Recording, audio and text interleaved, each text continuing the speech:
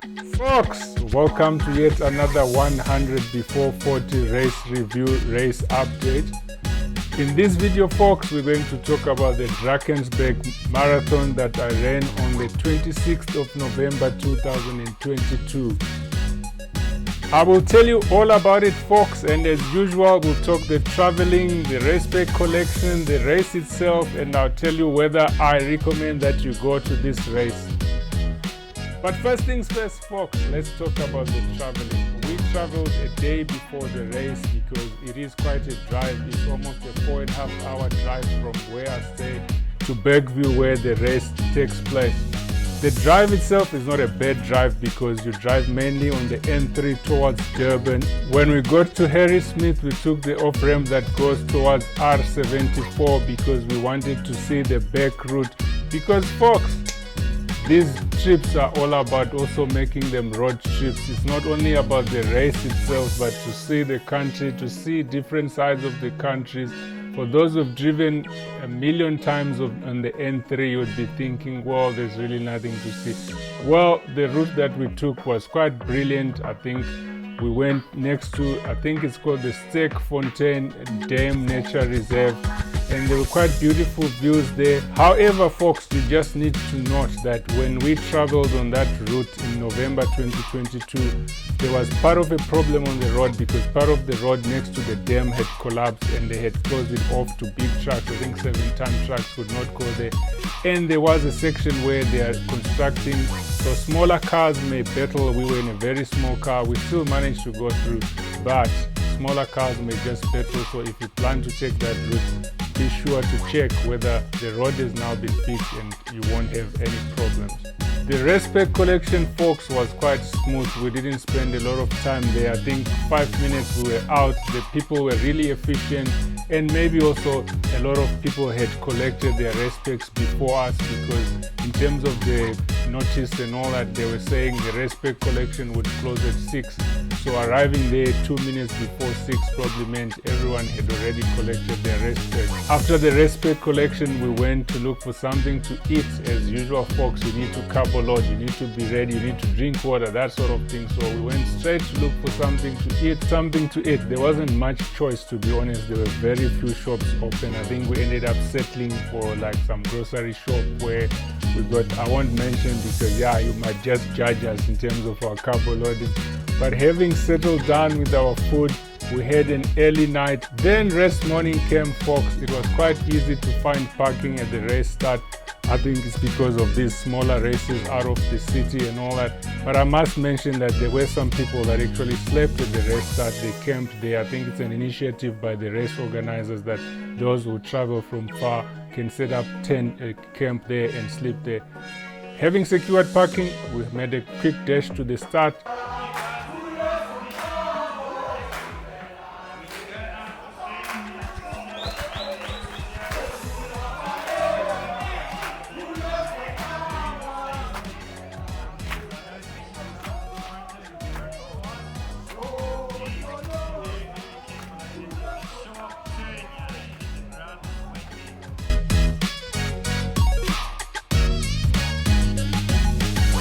Right, folks, marathon number 81 of 100. We are in Bergview, the Bergview Marathon. Today, I'm alone for now. I'll catch up with my partner after. Right, let us give you the race picture. Overcast, promises to be light drizzle. The sun doesn't look like it will come out today. So it's brilliant running conditions. As usual, I started in the Berg because I'm playful like that. But we will just have to see how it goes. I'm running this marathon. I thought it was the Bergview Marathon, but that's not right. I think it's the Drakensberg, isn't it? Drakensberg Marathon. Yeah. So another 6K start the hill. yeah, a park run has already fallen. Yeah. But I was really quiet because it's a hill. Yeah. So I had to conserve the energy. Have you got your speaker? But as usual, folks, I'm with my partner in crime, Mr. Julian Kapp. Hi guys. He's the weatherman. He'll tell you about the weather conditions. Weather conditions great. Drizzling a bit. Grass is cleared up, but we're hoping this weather will stay for the full 42. And it looks like we've got a nice 5K downhill at the end. So things are good. Would rather have the rain than the sun. Yeah. So we are good with the overcast conditions there. And a bit of a breeze. That's the sky there. Yeah, bit of a breeze. I know nothing about the route elevation profile. I want to discover it. So I didn't check that, folks.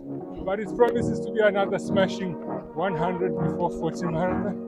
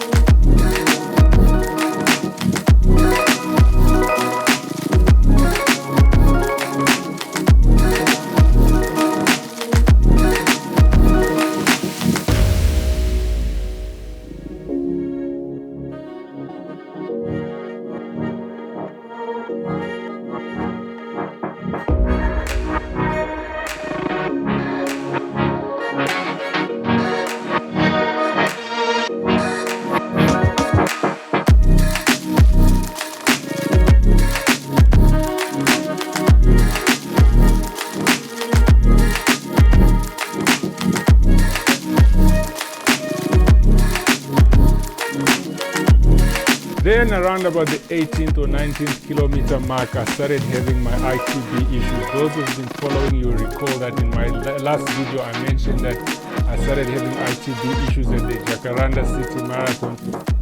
It followed me again for this marathon, but it so happened that around about that time, we were running next to the dam and there was this long bridge that was quite fascinating for me. I was quite excited, so to distract myself from the pain, I focused on that.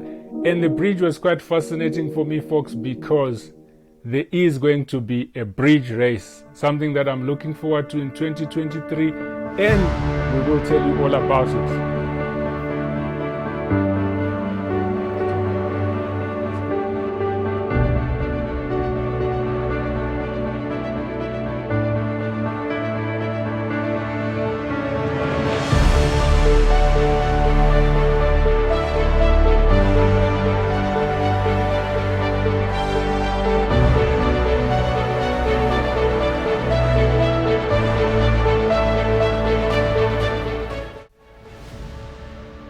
After wandering for a long time, even though I knew that I had now reached the 20th kilometer mark and I knew that the 21st kilometer mark was coming, but after what looked like an eternity, the turnaround point then arrived. And from the turnaround point, folks, you know that now I'm going home. So there's that adrenaline rush or that excitement that just like gives you a renewed energy that, look, it can't get any worse from here. From here, I'm going home. The finish line is getting closer and closer. And that's exactly how I felt when I reached that 21 kilometer mark. All right, folks, it's the 100 before 40 thing. Now I'm at halfway, 21.1. And the turnaround is here. From here, I'm going home. Thank you. Right, this is my way home. Another 21.1 kilometers waiting. From there, folks, there was nothing much to write home about because I focused on the nature. I just wanted to distract my mind from the pain in my leg. So I most of the time I was just looking at those rolling hills and the dam and greeting people along the way, just to keep myself busy and forget about the pain that was going on. And as a result, folks, I did not do much experimenting that I normally do, try to run negative splits and all that. It was just a matter of, I just need to get to the finish. I just need to get to the finish. That part of the race was not that enjoyable, but we had to finish what. I'm now heading towards the 30th kilometer. and there's a hill to climb. So I'm going to walk it nicely. I'm going to walk tall with pride. But what's going on, folks, is it's not a good day at the office. I'm battling ITB. No excuses. I knew when I came to the race that I have ITB issues, but I'm gonna run it. Okay, I'm going to walk it until I finish. Then, folks, it might just turn out to be my last race of the year, because this ITB situation, I don't see it getting sorted for the next race that I'm planning to do in a week's time. But it is what it is, folks. These marathons, they're not easy to run, and these are the consequences of getting carried away with them, running back to back, running fast, that sort of thing.